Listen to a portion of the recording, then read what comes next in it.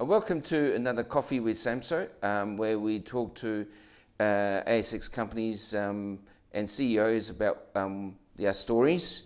I've got Andrew Radonjic back this time. They've just made an announcement today. Obviously, this is going to be a good time for an update since the last time we spoke. So, Andrew, fire away. Yeah, Noel, 2021 is going to be a pretty exciting year for venture. So, we culminated in the, started with the Coolan drilling, which was on the 8th of January. So we're just following up underneath some sensational gold results we got from late last year's trenching, and we got 31 metres at a gram, and we're sort of 50 kilometres away from the nearest gold prospect. So it's exciting prospect for us, but on the back of that and the high iron ore prices, we've managed to secure $10 million of funding, which means now that the Riley project is fully funded. We were looking to do the last portion of that through debt, but the opportunity with the high iron ore prices, like I said previously, and the strong share prices allowed us to take that equity option, and the money and the interest was quite outstanding. So great result for the company. It's interesting, obviously from the last time we spoke, and where venture is now as opposed to and where the market is for you. Obviously, iron ores, as we discussed previously, it's gone from like 120 to 170 in that mark now, and it's just, in my opinion, I think it's created an opportunity that venture can grab onto going forward, on top of the things that we were so optimistic about, like Golden Grove, and then obviously then I saw Coolan's results, and then we spoke before. I remember looking at it and I said, "Oh, you guys are doing trenching." I thought, "Oh, that's interesting. That means that you guys are trying to figure things out," and obviously, a positive result with the nice. So where do you see how this thing fitting in now? You've got the iron ore definitely in play, and then you've got Coolan looking positive, and then you got Golden Grove, right? How do you see all this thing fitting now? Well, look, there's a lot going on, so it is challenging. In amongst all that, we've got Chalice will be spending $300,000 before July this year, so that doesn't involve us too much, but that'll also be happening for the company. But look, the company is at heart, we're explorers and looking for the next big one, and but we've got clearly an advantage having an asset like Riley, which is quick to market. We've done 98% of the work. We're building the plant. We're just looking at that last little piece of the jigsaw to allow us to see clear sight of the first shipment, and we'll have a team working on that, dedicated. So we'll have a mining arm, if you like, and an exploration arm, and obviously we've got to be careful in terms of the funding and all that, and how we're going to do that. But this $10 million we've raised will allow us to do a bit of both. And while we're going through that last bit of the construction phase, which can be, I suppose, to some of the investors out there a bit boring. Sit there, you're waiting, and you're making steel, pouring concrete, which we've already done the concrete part. But that aspect during the construction phase can be, for a share price, can be a bit of a quiet patch.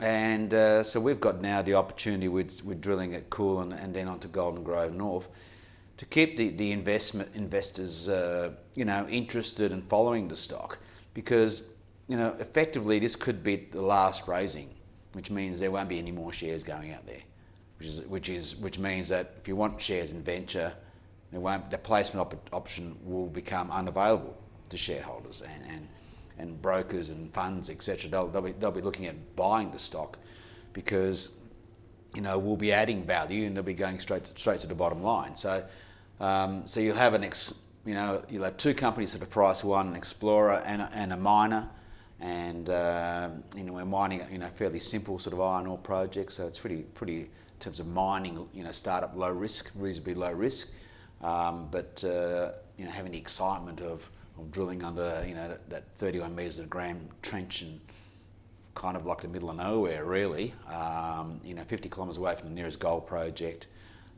Exciting, the fact that what we've got onto there. And this, this is an old BHP prospect from before. And in Golden Grove North, well, not to forget about the success of our maiden program there, getting over 7% zinc and over 2 grams of gold and 1.3% copper, albeit narrow. Certainly the host rock is fertile. We're looking now for thicker accumulations there.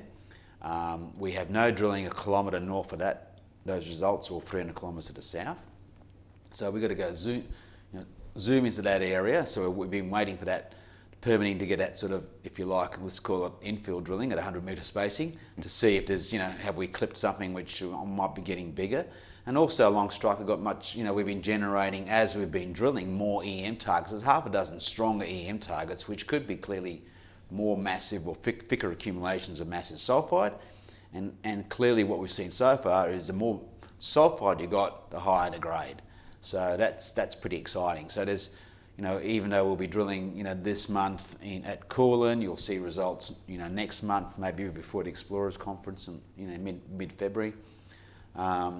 We'll be out there at Golden Grove North, drilling away. So the diamond rig will just move across to there after this maiden program is completed at Coolan and start testing these new targets and putting some closer space drilling around the ore grade intersections we got back in, we announced back in early December. So yeah, look, there's lots going on. So we're not a one-trick pony. So it's clearly the company is able to do this, and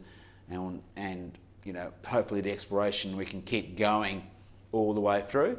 But we'll see how that comes. It'll depend a little bit on that first shipment. Obviously, things always tend to get a little bit tight, and you always like to have a little bit in reserve. And now we've got the capability to do that. A little bit in reserve while we're waiting for that first shipment, generate the funds the project's going to make. Multiples upon what we announced back in August 2019. We're making $30 million at a $90 price. So here at 170, and very quickly we'll be generating cash flow from our first shipment, and that money we can put back into exploration. We'll have the luxury of putting where it best adds value for the company, but still wanting to get the Mount Lindsay project, the tin tungsten asset, which we spent $35 million on before. That's the one we want to sort of, a little bit more money spent on that. We'll turn that into a mine. But let's see how the results go at Coolan and Golden Grove, and we can make a decision then. It's going to be a great problem to have if you've got success there at the same time. Yeah, I think it's you've got a really, really good big problem, a good big problem. I must admit, when we first had a conversation late last year, I was very excited about Golden Grove and where it was going. Yes, iron ore was in the background, but it was sort of just there, I think. That was in my sort of vision. And then we started talking about your Coolan and things. I thought, no, this is interesting. And now that iron ore place is definitely in play with the price where it is, and obviously you guys are ready for shipment, and then you become almost literally self-funding. But I still, now with Coolan, I think Coolan's really interesting because we had, if you look at where Coolan is, this is my opinion, correct me if I'm wrong, up to Julimar, all that area was almost neglected and not unloved, but definitely not a place you sort of go, your go-to place. But now it's like flavour of the state, you could say.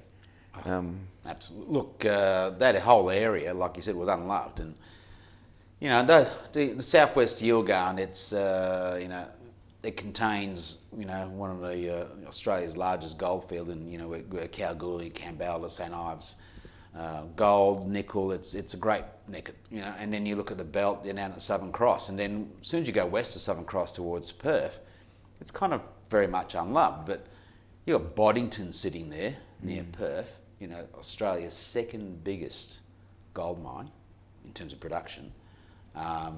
It's a massive deposit, and it's running about 0.5 to 1 gram per tonne, and it's got a little bit of copper in it. It's massive. So you've got that pedigree in the area. You've got Edna May with Ramelius. Ramelius also picked up the Tampia project. That's another 1 million ounces. So, but the area's always had these little spikes of excitement. When during boom times, that's the only time people explore in this area. So maybe we're at those times again, Noel, and certainly the activity around Coolan, which we pegged originally as a nickel PGE concept. There's a documented layered intrusion, ultramafic layered intrusion there called Jataring, and we've been completely surrounded. The pegging frenzy. If you look at our Coolan announcement, there's this metamorphic belt that goes from Julimar, heads straight towards Coolan, and Anglo America pegged all around us. There's hardly a blank vacant ground around us now. So we're in a good position, and we still got that story to tell at Coolan, but the gold, which was sitting inside the layered intrusion, and I don't know if it's a case where there's some granites popped up and intruded and caused, maybe this mineralisation exists. There's a 1.5 grams identified by rock chip by BHP when it was doing gold exploration for 30 seconds in its history. In a very small time, BHP was in gold back in the mid 80s, and they come up with sort of anomalies that didn't quite make sense, but our soil sampling techniques, which are 25, 30 years later, have given us a very continuous anomaly, and we had to dig the trenches because there's no drilling for at least 5 kilometres, and that's a rab hole or two. Look, the trenching was a great surprise to us. We're pretty excited by the prospectivity that's sort of showing at the moment. So the drilling will give us a look. We're using a diamond rig, to low angle hole drill underneath the trenches to give us a good look at the rock, so we can identify what it is. It's always good to go diamond if you can early, and that way it helps. There's a lot more information than doing getting it, drilling deeper RC holes. And we were getting a diamond rig anyway for Golden Grove North. The timing was perfect for us. So I think originally we were going to drill Coolan before Golden Grove North. As it turned out, we drilled Golden Grove North first with the RC late last year. But now here we are. We thought, well, here's this window of opportunity. These results we need to get a hole underneath this and tell the market about it. And we saw our share price go to 7.5 cents on the back of that announcement on the 8th of January, and we've had slowly the price we've been building a great story with all those projects. But yeah, it's the Coolan area is very interesting. We're looking very much forward to getting that core and cutting it and putting it in the lab. And like I said, it wasn't visually. When we dug the trenches, we sort of we didn't know what to expect, to be honest with you. And we thought, well, the assays will tell the story, and here we have some. It's not a case of being one spectacular result. It's very consistent grade, between 0.5 gram and 1.7, 1.8 grams. So it's very consistent. So that's very, very encouraging from our perspective. I think I have a new level of understanding of why trenching and good results from trenching is actually a very good result, because it means that the guys are trenching because they've got no idea what's happening. Then they've done the trench and they've got the good results, and then you go, oh, well, that's fantastic because no one else has been here, and it's new virgin land, and the results support the reasons for doing the trenching, right? When you look at it from that angle, I think a lot of viewers who are not sort of geologists or exploration, it's actually a very good thing. It's not saying that you got a gold mine. It's saying that you've definitely got a good smoking gun kind of thing. Absolutely. Well, look, somebody's picked up a rocket back in mid '80s, and it's gone 1.5 grams of gold. It's sort of, what's it doing there? Yeah. And sometimes, when the fields have been ploughed and worked over, and this is, we're sitting on most of it's farmed for barley or wheat or canola, and it's sort of like, one rock by itself doesn't mean much, but when you start getting the soil samplings, getting up to now nearly 0.4 of a gram per tonne in soil, 100 ppb and gold anomalies, it's pretty good numbers. Very comparable in size to Tampere. In terms of the soil anomaly, but we're learning as we go along. It's a new terrain. It's explorers haven't gone there because it's a much more higher metamorphic grade, which means the rock's being cooked up. but still the same rocks, and you know, we're in some of the oldest rocks in the world, and but you know, to realise when you look at the mineralisation and different commodities what we have in the southwest, we've got the Greenbushes mine, a world-class lithium mine. We've got the bauxite operations. We've got mineral sand. So clearly the area yields. I'm talking about different commodities, but it's kind of like the same ingredients. You're at the end of the day, you are in the Yilgarn Craton, and therefore you know you are in a terrain, and we just got to think a little bit outside the box. And it took a discovery like Julimar to sort of grab everyone's attention. Everyone's pegging and going, hang on, something 70 kilometres away from Perth. You know, what's that doing there? And all of a sudden, you know, that's what led them knocking on our door to talk about the Thor. Yeah. It's you know, you look at it, you know, there's images just there next to us, and the mag anomalies look like they're very, very similar. Chrome-rich rocks. We've hit massive sulfide already. You know, we were sitting there. It's an interesting project in itself. It was originally, we pegged it for looking for pegmatites, and we come across a tin anomaly, a soil anomaly. Tin sits with lithium in pegmatites. We knew that because of our tin experience at Mount Lindsay anyway. So everyone was pegging in the southwest corner looking for lithium occurrences. We were looking for tin, anomalous tin results. And these various phases of exploration have happened mostly by bigger companies, you know, your Western Minings, etc. They've done some of the basic work there, and there's been no follow-up for decades because, you know, these are unloved areas. They're not only boom time areas, if you like. So during the lithium boom, everyone started pegging and a bit of looking around, do a little bit more work, and we had, you know, arsenic and tin anomalism, and we thought, and then there's a VMS deposit next door, which Teck had discovered back in, you know, 2005 and did the first VTEM survey. So we did all that sort of work and we started generating targets. So we've done all the VTEM work. You know, the reason why, when we did JV with Chalice, they were $1. And that got our share price from sort of 2 to 4 cents. They're now $4.50 or something.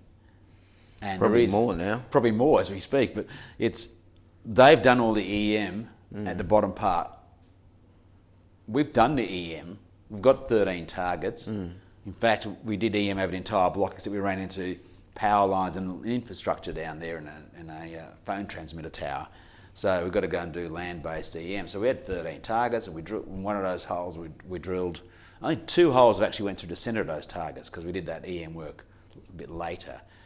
And one of them got 2.5 metres of massive sulfide with 0.5% copper, 0.05% nickel, and a little bit of gold and palladium and cobalt. So it's very clearly a mafic, ultramafic system. Some of the highest in the whole southwest Yilgarn, CRC LME did a laterite sampling program over the area. So the highest grade chrome results, which indicates the right rocks, mafic, ultramafic rocks, sits at not only at Julimar, but in the southwest project at Tor, and also, surprise, surprise, also sitting at our Coolan project.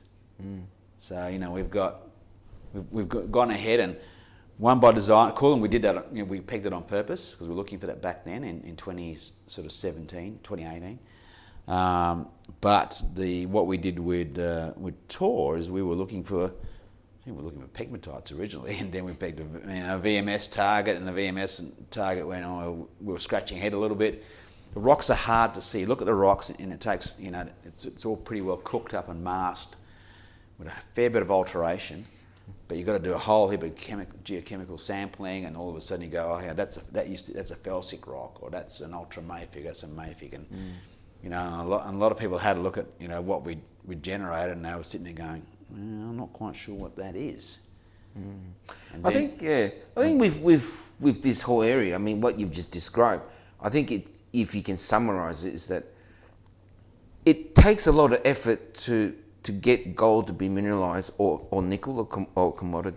Obviously that system has to be big enough to do that, and when you got all the things that you've mentioned, the Boddingtons, the Julimars, and then you go down to the the lithium project down in Mount Catalan. Then you got Greenbushes, which was 40% of the world's tantalum at one time. So those things need big systems to happen. Then further up, you got Tampere and you got Etna Main. These are in this area where the inner Yungan, like we discuss. And this system, so now I think the realization is there now that, hey, there is a bigger system in play than we first thought. And now what we're seeing is all your Coolan and your Thor. And I think that's slowly the game now, because like Liontown, I think, just recently announced that they've drilled north of Julimar somewhere and they've hit copper, decent copper intercepts. Then suddenly, could this be a mini Kalgoorlie sort of belt that's happening inside, There could be a case where we've got a big mineralised belt, which is just taken a little bit harder to unlock because it's a little bit harder to see. And that's where you've got to find these things. You're going to find these things. You've got to go and think a little bit outside the box. You've got to go the extra mile. But the basic ingredients are we've got the right rocks. Okay, we've got the right age rocks, and things will happen. But it's because of that. That area is just a bit more challenging in terms of the geology. We just got to work out different ways, and we're getting smarter all the time. We're getting geophysics. I tell myself that all the time.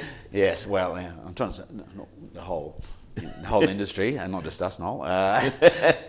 So it's just the whole industry is getting better at things, and the smarter guys than us are looking at these sort of things, and we're getting these CSLME projects, CSIRO, and they're applying, and to even see the difference in the geochemistry between the mid 80s done by BHP versus what we've got today, doing different leaching techniques and all these sort of things, and all of a sudden what was incoherent anomalies become coherent. Then all of a sudden you go, well, hang on, there is something there. It's just a little bit harder to see, and it's almost like when Tech did the first VTEM survey at Tor, it was like 15 metre resolution back in 2005, first VTEM survey, so the Canadian technology brought over to Australia for the first time. And then NRG did the survey for us, it was 50 centimetre. It's like analogue versus digital almost. It's sort of like the whole, all of a sudden, the computing power, all that sort of thing provides us to process a lot more data, higher resolution, and all of a sudden it goes, oh, hang on, now I can see this. Or I couldn't see that before, but now I can because it was all pixelated or the data was too coarse. And that sort of work and applying that technology is just helping us, yield or unveil things that maybe were sort of staring us in the face before. We couldn't see maybe the wood from the trees, but so quite often I always tend to find that a new major discovery like Julimar has all of a sudden brought a great attention to the area, and there'll be and maybe that will yield further discoveries during this phase of exploration. I guess with the market been buoyant since COVID thing, and market was hot last year, and there was lots of money being raised and money that now being spent. Always and money spent on the ground is always going to reveal something. I think that was what was holding back the industry a lot, was the fact that there wasn't enough money thrown in the ground to just do that little funny test that you always wanted to, which always tends up to yield the things that as we said, the smarter geoscientists out there say, hey, maybe you should do that. What do you think of this? We never really had that spare cash to do it.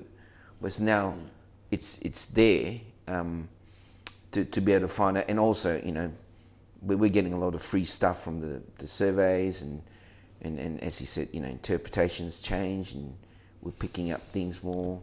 Well, look, who knows? It may not yield this time. It may be the work that the more experimental stuff will be tried. Experimental techniques, and then all of a sudden that will yield something down the track. Maybe not today, maybe down the track it'll yield something. And it's like we are relying upon work that was done previously to lead us into areas, and then maybe we'll generate the information this phase. Maybe we'll get some quick discoveries. Maybe it will yield 10 or 20 years time. You just don't know.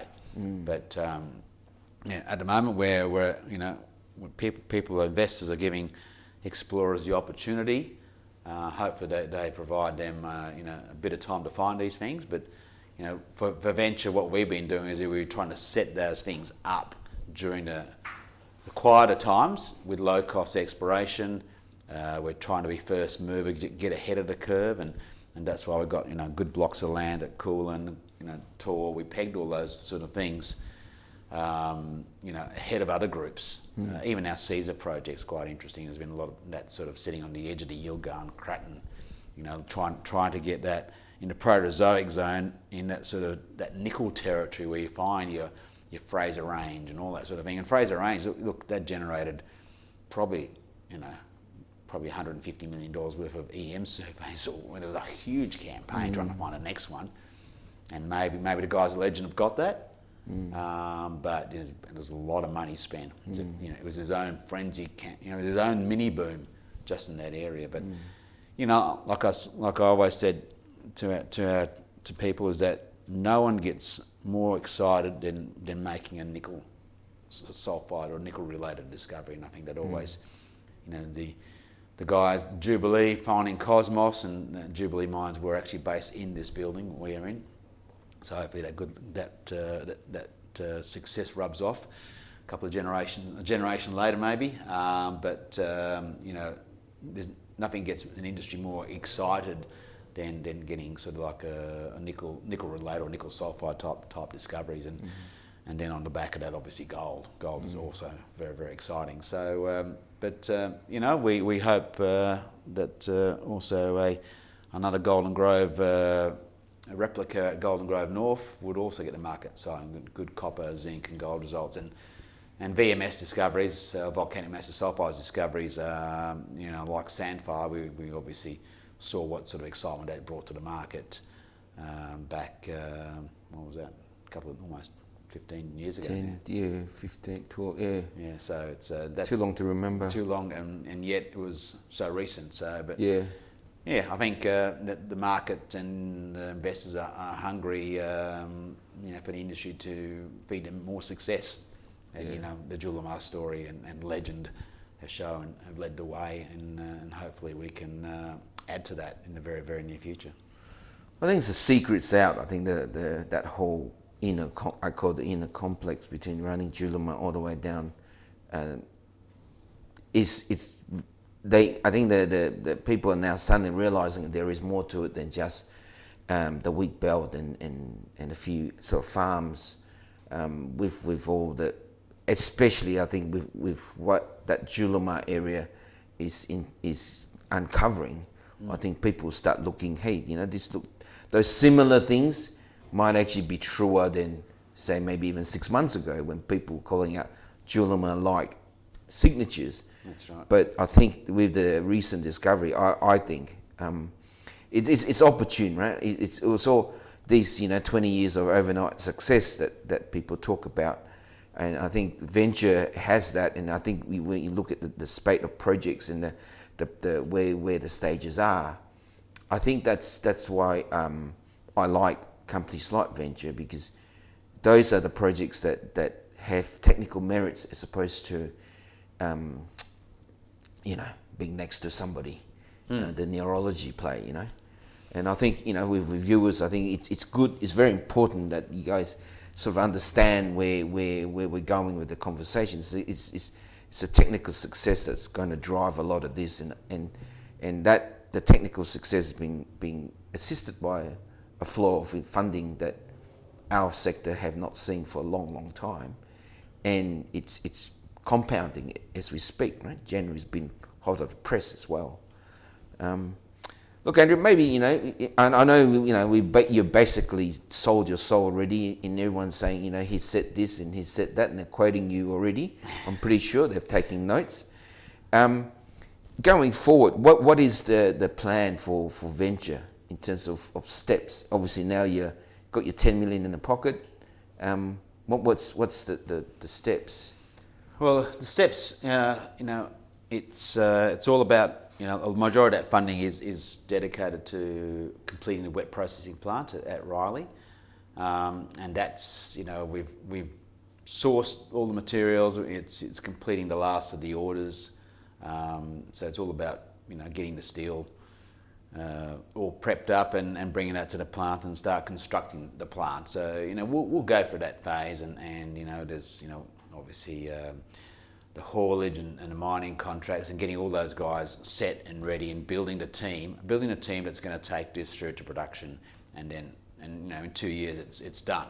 So it's a very quick to market opportunity. So so having a continuous, that money being available allows that a continuous flow and allows us to the efficiencies of building that team instead of sort of having to to wait to get this funding secured, always sort of half pregnant, if you like. But you can only do that for so long, but this money will allow us to do that, and that's a great thing. But at the same time, we're at the mercy of the drill bit, and we'll react to the results. So if we get the results, like I said, it's a good problem to have. We start getting intersections that can't be ignored, and the market wants us to push in that direction. It'll be something for us that we'll need to, at the time make a decision where the board's reasonably small, but we're very, very proactive and very, very flexible in the way we're thinking, and my colleagues there are they'll help. Everyone rolled the sleeves up to try and get this debt funding. We gave it a great shake. We got an ex JP Morgan investment banker, so we knew about not getting rolled by a loan shark and doing something sensible. Our shareholders have spent the money to get and taken the risks, if you like, to get it to where it is today. So we want to be exposed to the upside there, and we've got all the things that have happened over the last couple of years. Timing looks pretty good now all of a sudden. So which is great. But if the project makes 30, 40, 50 million dollars, or then that'll help. That'd be great for Mount Lindsay. We can build a smaller, higher grade version of that. But Noel, if we start getting 10 or 20 metres at 10% zinc equivalent intersections at Golden Grove North, or we get a big intersection of gold at Coolan, then it's it'll be a great problem, as we said before, to have. But you'll expect lots of news flow, for investors. You'll get results from the Coolan drilling next month. And if there's anything visual, like a Golden Grove North, we get lots of massive sulfide or gold or whatever, free gold that's visible. We'll put that out to the market. We've got drill core, so it'll be a lot more visually appealing.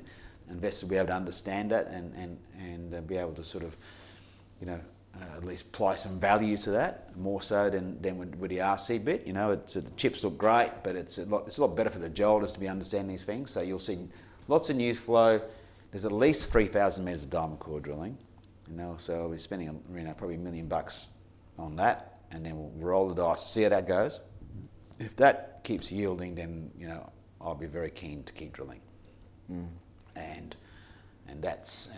While the mining team is doing what it has to do to make it happen and meet the timeline. So we'll be able to update the market on those timelines and progressing the plan. So you'll see, Coolan drill results, Golden Grove North drill results, progress of the Riley mining operations as it heads towards mining. We've ticked the box, getting the financing done. So the next one is mining, haulage, ship.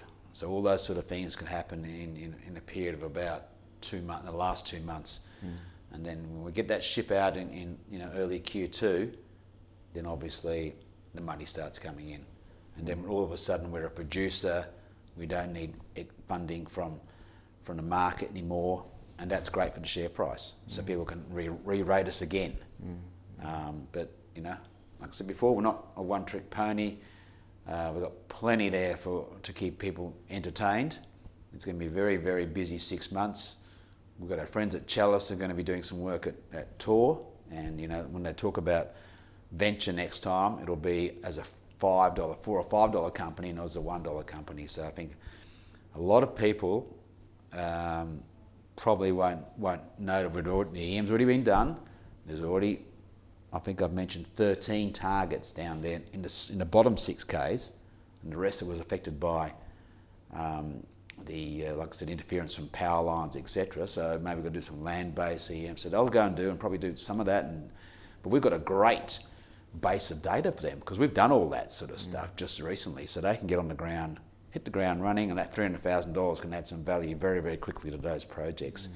And if they're out there doing drilling and generating more EM targets on a very, very similar looking target, then, you know, we know what Julimars are now worth in the market. So if Venture can sustain even 30% of something like that, then, you know, our market cap's going to be 10 times what we are today. So very, very quickly. So, look, yeah, 2021 could be a very big year for the company, and you know, we're pretty excited. So we're going to be very, very busy, but it's always great being busy when you're generating good news.